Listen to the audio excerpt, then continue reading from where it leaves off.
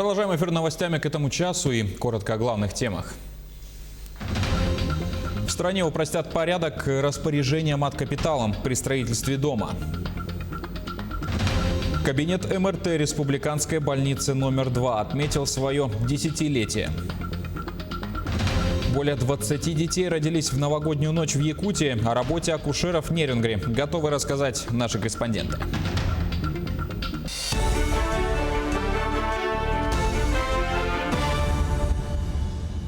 В Министерстве труда России предложили упростить порядок распоряжения мат-капиталом при строительстве дома. Согласно новому документу, для компенсации больше не потребуется акт выполненных работ. Достаточно будет предоставить в пенсионный фонд выписку из Росреестра о том, что дом находится в собственности. Напомним, что мат-капитал на первого и второго детей увеличен с 1 января. Пока эти деньги могут быть использованы на строительство или реконструкцию дома только при предоставлении акта выполненных работ. В случае отсутствия этого документа территориальный орган пенсионного фонда выносит решение об отказе. Новый документ призван устранить данное несовершенство действующего законодательства. Строительство моста через реку Лену идет по проекту. Об этом заявил глава Якутии Айсен Николаев в ходе прямого эфира с блогерами в Инстаграм. Он выразил уверенность, что 2021 год войдет в историю как год начала практического строительства моста через Лену. Это огромная стройка. Там должны строиться и дороги, и сам мост, сказал глава. Напомним, 25 декабря исполняющий обязанности первого заместителя председателя правительства Якутии Дмитрий Бердников провел очередное заседание рабочей группы по вопросам строительства Ленского моста. На заседании, в частности, обсуждены вопросы учета гидрологических и ледовых условий реки и технической возможности строительства и эксплуатации вантового моста в природно-климатических условиях Северного региона. Для анализа, оценки и моделирования привлечены специалисты высокого класса. Также Айсен Николаев заявил, что датирование авиаперевозок продолжится и после возникновения единой дальневосточной авиакомпании. То есть при создании единого авиаперевозчика Якутия сохранит имеющиеся свои компании. Айсен Николаев выразил надежду, что после решения президента Владимира Путина добавить деньги для Дальнего Востока, прилетать и улетать сможет большее количество людей. На базе санатория Бесчегда в Москве будет запущена программа реабилитации пациентов, переболевших коронавирусом. Проект будет реализован при поддержке правительства Московской области. Прием первых пациентов в тестовом режиме начнется с февраля 2021 года. В настоящее время в Бесчегда завершен медицинский аудит, ведется капитальный ремонт корпусов, закупается специальное медицинское оборудование. На проведение ремонтно-строительных работ выделено финансирование на общую сумму 234 миллиона рублей. Напомним, в прошлом году санаторий был передан на баланс постоянного представительства Якутии в Москве. Якутская здравница возобновит свою работу в полном объеме после завершения реконструкции в июне этого года. Мы эту программу разработали, согласовали ее и с нашим Минздравом, и с Министерством здравоохранения Московской области, поскольку мы здесь находимся на ее территории. В феврале мы начнем, и такие планы, что к концу года мы в полном объеме будем работать. Мы не закрываем санаторно-курортную программу, она остается. 1 января 2023 года санаторий должен полностью быть на самоокупаемость и иметь возможность выполнять государственные задания, которые, безусловно, будут со стороны наших социального министерства, прежде всего, и Министерства здравоохранения. Теперь об эпидобстановке. 130 новых случаев COVID-19, в том числе 9 носителей, выявили в Якутии за сутки.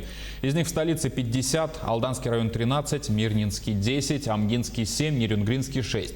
Мегино-Кангаласский, Усть-Алданский и Чурапчинский районы по 5 случаев, еще в 15 районах от 1 до 4 заболевших. За сутки лаборатории региона провели почти 2000 исследований. Я прошу самостоятельно не определять, подлежит ли вам вакцина именно с точки зрения медицинских позиций. Это определит врач при осмотре, если подобного рода желание вакцинироваться у вас появится. Поликлиники к этому готовы. Также я хочу обратить внимание, что никаких дополнительных анализов ни методом ИФА, ни методом ИХА перед проведением непосредственно вакцинирования не требуется. И кроме того, вчера еще раз на соответствующем совещании с регионами министр здравоохранения Российской Федерации подтвердил возможность вакцинирования вакциной, которая поступила во все регионы, в том числе в Республику Саха-Якутия, лиц старше 60 лет. 10 лет со дня открытия кабинета магнитно-резонансной томографии отмечают сегодня врачи отделения МРТ Республиканской больницы номер 2. Он впервые принял своих пациентов в январе 2011 года. Сегодня ведущие медицинские учреждения Якутии располагают уже 2 кабинетами томографии. Проводятся исследования головного мозга, позвоночника, всех суставов, органов малого таза, органов брюшной полости, сердца и так далее. Коллектив отделения отмечает, что благодаря поддержке курирующего министерства и администрации медицинского учреждения они сегодня не только повышают свое профессиональное мастерство, но и развиваются как самое ключевое звено в оказании экстренной медицинской помощи населению.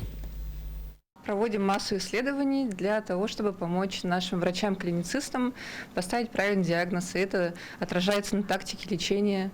И для прогноза заболевания это имеет большое значение. Постоянно в динамике отслеживаем процессы, которые происходят с пациентом. Исследование может занимать до 10-20 минут, а вообще в день мы исследуем по 20-30 исследований, проводим. День российской печати сегодня в столице Якутии традиционно отметили награждением журналистов. Ежегодная торжественная церемония состоялась в Республиканском медиацентре. Так, почетного звания «Заслуженный журналист республики» удостоились корреспондент Саха-Медиа Надежда Егорова и политический обозреватель телеканала «Якутия-24» Дмитрий Аргунов. Грамота главы республики вручена главному редактору национальной издательской компании «Бичик» Валерию Луковцеву и ветерану газеты «Саха-Сере» Татьяне Марковой. Кроме того, были вручены почетные знаки «Отличник Госслужбы Якутии», благодарственные письма главы, грамоты и благодарность правительства региона. Сегодня мы, журналисты, работники печати, полиграфисты, празднуем свой профессиональный праздник, День российской печати. В связи с этим искренне поздравляю всех своих коллег, в том числе наших уважаемых всех ветеранов печати, журналистики, полиграфии, с профессиональным нашим праздником. Благодарю их за их труд, преданность профессии, любовь к своей профессии. Традиционные крещенские купания не будут проводиться в этом году в Якутии из-за угрозы распространения коронавирусной инфекции. Об этом сообщили в Якутской епархии. Решение было принято епархиальным советом под председательством архиепископа Якутского и Ленского Романа. Сообщается, что в дни крещения Господня в храмах будут проводиться специальные молебны освящения воды. В первый день Нового года в роддомах республики появились на свет 22 малыша. За новогодние каникулы родилось почти 300 детей. Новогодние и рождественские каникулы прошли в рабочем режиме и в Нерюнгри. Ирина Кичигина продолжит. В Нерюнгри 31 декабря на свет появилась двойня. По сравнению с прошлым годом двойняшек в 2020 году родилось в 2 раза больше. Также и рождаемость в целом увеличилась и превысила прошлогодние показатели на 36 человек. Первой в Нерюнгринском роддоме в 2021 году 2 января на свет появилась девочка. Руководила родами заведующая акушерским отделением Елена Успанова. Всего же за новогодние каникулы в Нерюнгринском роддоме родились 10 девочек и 6 мальчиков.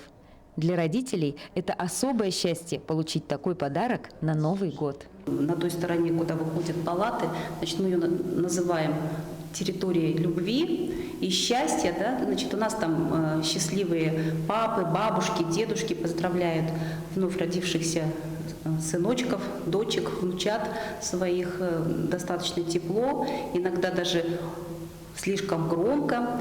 Вот вывешивают баннеры, готовят им шарики, пишут очень замечательные слова на снегу. Сегодня в родовом отделении находятся 15 женщин. Еще 10 в предродовом отделении готовятся стать мамами в ближайшие дни. Мамы и их малыши всегда остаются под пристальным вниманием медперсонала.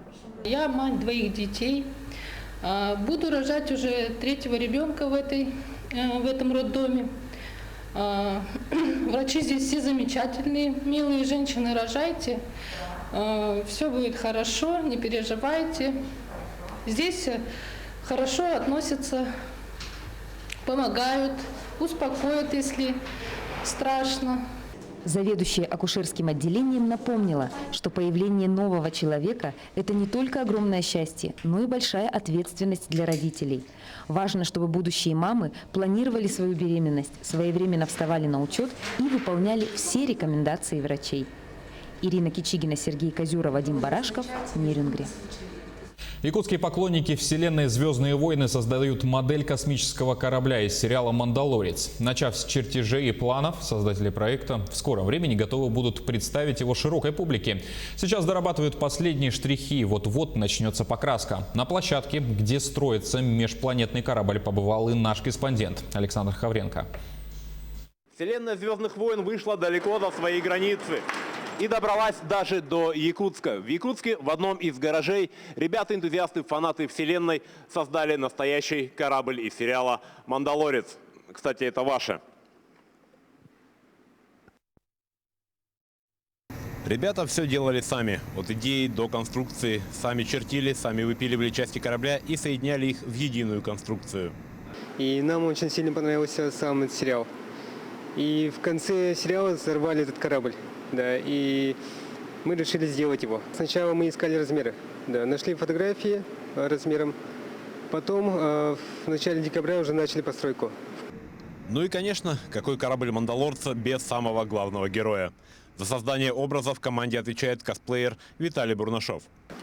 Ну, в принципе, костюм сам по себе не особо сложный. Тут именно очень большая, скажем так, проблема есть в том, что костюм, он сам по себе должен быть, ну, именно металлик цвета такого вот, именно хромированный. Из-за этого очень сложно добиться такой фактуры с помощью именно нашей стандартной технологии. Из изготовления из евофома, вот, материал, из пененной резины. И вот мы специально для этого, скажем так, проект купили 3D-принтер, и вот на нем распечатал шлем и вот наплечники. Весь процесс создания корабля авторы проекта снимают на камеру и специально для всех, кто интересуется результатами их работы, создали YouTube-канал. Делается для YouTube-канала, да, и окончательную версию можно там только посмотреть. Нас можно легко найти, написать только в поисковике «Аладдин Якутский» и выйдет наше видео и наш канал. Наш канал называется «Крейт». В скором времени корабль будет закончен и из гаража перенесется в одну из локаций города. Куда именно, ребята пока держат в секрете, но уверяют, что там его смогут не только увидеть, но и посидеть в кабине и почувствовать себя частью знаменитой вселенной. Александр Хавренко, Григорий Николаев, Якутск. На этом пока все. Не забывайте носить маски, дезинфицировать руки и держать социальную дистанцию. Спасибо за внимание. До свидания.